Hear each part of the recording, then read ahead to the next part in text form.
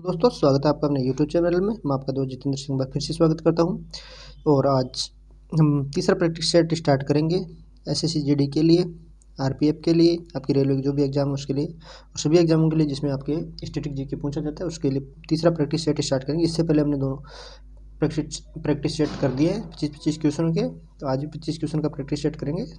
तो स्टार्ट करते हैं पहले क्वेश्चन से। तो आपका पहला क्वेश्चन है, शाहजहाँ के पुत्रों में सर्वाधिक उदार दृष्टिकोण रखने वाले तथा वेदों और कुरानों की तरह पवित्र मानने वाला कौन था? यानी कि शाहजहाँ का कौन सा शाहजहाँ के पुत्रों में से ऐसा कौन सा पुत्र था जिसने यानी कि वेदों की और थोड़ा धार्मिक था? तो वो हो जाएगा आपके दारा शिकोह। क्लियर है? तो आपके इसका दारा शिकोह उत्तर हो जाएगा। क्लियर है?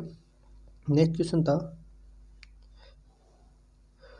अशोक द्वारा उत्कीर्ण कराए गए किस अभिलेख से कलिंग विजय का उल्लेख मिलता है? यानी कि अशोक ने जो शिलालेख उत्कीर्ण करवाए थे उनमें से किस शिलालेख में अशोक के यानी कि कलिंग विजय का उल्लेख मिलता है? तो 13वें शिलालेख में मिलता है। क्लियर है? तो आपके राइट आंसर हो जाएगा 13वें। और ये आप अशोक के 13वें शिलालेख, तो आप सभी में कमेंट बॉक्स में बताना कि अशोक का 13वां शिलालेख कहाँ से प्राप्त हुआ है। सभी में कमेंट बॉक्स में बताना। पर देखते हैं आपकी तैयारी कैसी चल रही है एसएससी जीडी के लिए, तो आप हमें बताना।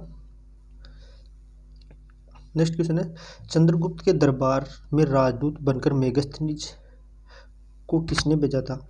मेगस्थनीज थे, चंद्रगुप्त मौर्य के दरबार में आए थे दरबारी बनकर, तो उनको किसने भेजा था? तो आप क्या हो जाएगा, सेल्यूकस निकेटर ने। क्लियर है? तो आपके राइट आंसर हो जाएगा सेल्यूकस निकेटर ने। क्लियर है? तो आप बता रहे मेगस्थनीज द्वारा, कमेंट बॉक्स में सभी बताना मेगस्थनीज द्वारा लिखित पुस्तक कौन सी है, यानी मेगस्थनीज की पुस्तक का नाम क्या है, सभी कमेंट बॉक्स में बताना। नेक्स्ट क्वेश्चन है, मोहनजोदड़ो की खुदाई किस नदी तट पर की हुई थी? क्लियर है? तो ये पूछ रहा है कि मोहनजोदड़ो की खुदाई किस नदी तट पर हुई थी? तो मोहनजोदड़ो की खुदाई सिंधु नदी तट पर हुई थी। क्लियर है? तो आपकी राइट आंसर सिंधु नदी हो जाएगा। तो आप सभी हमें कमेंट बॉक्स में बताना कि मोहनजोदड़ो कहाँ पर स्थित है। मोहनजोदड़ो का स्थान सभी बताना, सभी कमेंट बॉक्स में बताना। नेक्स्ट क्वेश्चन है 55 नंबर का, सम्राट कनिष्क किस धर्म के अनुयायी थे? क्लियर है? जो कनिष्क थे वो किस धर्म के अनुयायी थे? तो हो जाएगा आपके महायान धर्म के। क्लियर है? तो आपके राइट आंसर महायान हो जाएगा। नेक्स्ट क्वेश्चन देखते हैं, पूर्व का सिराज कहकर भारत के किस नगर का स्मरण किया जाता है? यानी कि पूर्व का सिराज कहकर भारत के कौन से नगर को जाना जाता है पूर्व के सिराज के नाम से? तो आपके जौनपुर हो जाएगा। क्लियर? जौनपुर। तो आप सभी हमें कमेंट बॉक्स में बताना कि जौनपुर किस राज्य में स्थित है। जौनपुर कौन से राज्य में स्थित है? क्लियर है? तो पूर्व का सिराज आपके जौनपुर हो जाएगा, जिसमें जौनपुर का राइट उत्तर आपका जौनपुर है। नेक्स्ट क्वेश्चन देखते हैं, किस संप्रदाय के अनुयायियों के इष्ट देव भैरव है? क्लियर है? तो कौन से समुदाय के इष्ट देव भैरव है? तो आपके कापालिकों को हो जाएगा। क्लियर है? तो कापालिक होते हैं, उनके इष्ट देव भैरव होते हैं। और कल से आपके लिए एसएससी जीडी 2021 के में एग्जाम में जितने भी क्वेश्चन आए हुए हैं सेम पेपर के द्वारा आपके पास प्रैक्टिस करवाएंगे। क्लियर है? तो सभी कल आपके एसएससी जीडी 2021 के सारे क्वेश्चनों का प्रैक्टिस करवाएंगे। हमारे पास सारे पेपर कलेक्ट कर लिए हैं, तो कल से आपकी क्लासेस लग जाएंगी टाइम पर। नेक्स्ट क्वेश्चन है, कश्मीर स्थित मार्तंड मंदिर का निर्माण किसने करवाया था? क्लियर है? जो कश्मीर में स्थित मार्तंड मंदिर है तो उसका निर्माण किसने करवाया? तो आपके एक और क्वेश्चन बन रहा है, अगर आपके पूछ लेंगे मार्तंड मंदिर कहाँ है पर, तो आपके राइट आंसर कश्मीर हो जाएगा। तो ये मार्तंड मंदिर का निर्माण आपके ललितादित्य मुक्तापिंड ने करवाया था। तो आपके ललितादित्य मुक्तापिंड इसका राइट आंसर हो जाएगा। नेक्स्ट क्वेश्चन है, ओणम किस राज्य, जो ओणम है किस राज्य का प्रसिद्ध त्यौहार है? ओणम त्यौहार मनाया जाता है वो किस राज्य का प्रसिद्ध त्यौहार है? तो आपके केरल इसका राइट आंसर हो जाएगा। क्लियर है? तो आपके राइट आंसर केरल हो जाएगा। तो आपके ओणम केरल राज्य का प्रसिद्ध त्यौहार है। दिल्ली भारत की राजधानी कब बनी थी? यानी कि जब दिल्ली को भारत की राजधानी बनाया गया था तो कब बनाया गया था दिल्ली को भारत की राजधानी? तो आपके राइट आंसर हो जाएगा 1911 में भारत की राजधानी दिल्ली को बनाया गया था। ये हमारा चैनल है सर्किल टू नॉलेज। अगर हमारे द्वारा बताई गई जानकारी अच्छी लग रही है तो आप हमारे चैनल को लाइक और सब्सक्राइब कीजिए, साथ में अपने जिन दोस्तों को शेयर कीजिए जिनकी एसएससी जीडी की तैयारी कर रहे हैं और उनकी आप तैयारी अच्छी चाहते हो तो अपने दोस्तों के साथ शेयर कीजिए। और हमारे 5000 सब्सक्राइबर होते ही हम आपको डिजिटल पैनल पे पढ़ाना स्टार्ट कर देंगे, तो जल्दी से जल्दी सभी दोस्तों के साथ शेयर कीजिए और 5000 सब्सक्राइबर कंप्लीट कीजिए। तो हम डिजिटल पैनल पे आपकी स्टडी दिल्ली एसएससी जीडी की स्टडी डिजिटल पैनल पे करवाएंगे। नेक्स्ट क्वेश्चन है, सबसे चमकीला ग्रह कौन सा है? आपके सबसे चमकीला ग्रह पूछ रहा है, तो सबसे चमकीला ग्रह आपके शुक्र हो जाएगा। तो आपके सबसे चमकीला ग्रह शुक्र है।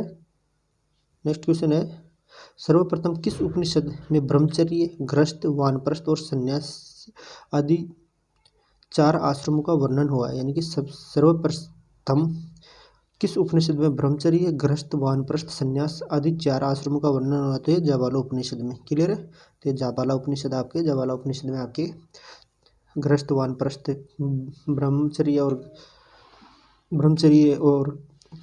संन्यास जीवन के 4 आश्रमों के बारे में वर्णन किया गया है। क्लियर है?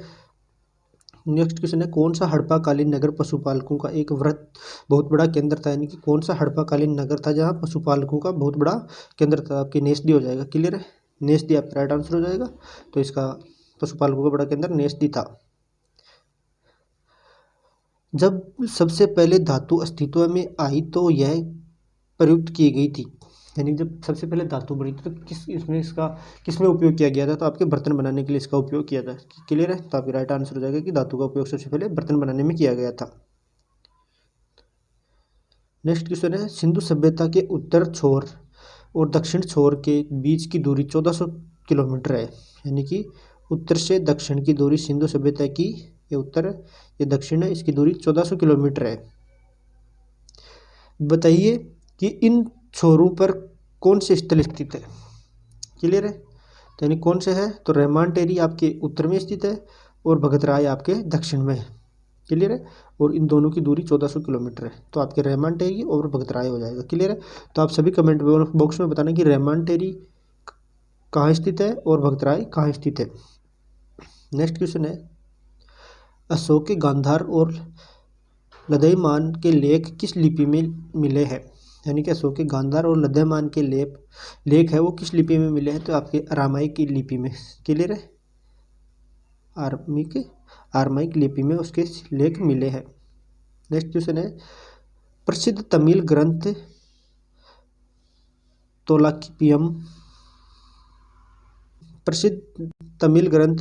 तोल्कापियम के लेखक कौन है? यानी कि आपके तोल्कापियम के लेखक पूछ रहा है तो आपके तोल्कापियर हो जाएंगे, आपके उसके लेखक है। क्लियर है? तोल्कापियर आपके लेखक हो जाएंगे। नेक्स्ट क्वेश्चन है, चोल शासकों द्वारा प्रसारित स्वर्ण मुद्राओं को सामान्य नाम क्या था? यानी कि जो चोल शासकों द्वारा स्वर्ण मुद्राएं चलाई जाती थी उसका सामान्य नाम क्या था आपको? कलुंजिया पोन उनको कहते थे। क्लियर है? कलुंजिया पोन उसको कहते थे। चोल शासकों द्वारा स्वर्ण मुद्रा जो चलाई गई थी उनको कहते थे। नेक्स्ट क्वेश्चन है, मौर्योत्तरकालीन शासक पुष्यमित्र शुंग ने कौन सी उपाधि धारण की थी? जो मौर्यकालीन शासक पुष्यमित्र शुंग था उसने कौन सी उपाधि धारण की थी? तो आपके सेनानी की उपाधि धारण की थी। क्लियर है? तो उसने सेनानी की उपाधि धारण की थी। तो आपके राइट आंसर सेनानी हो जाएगा।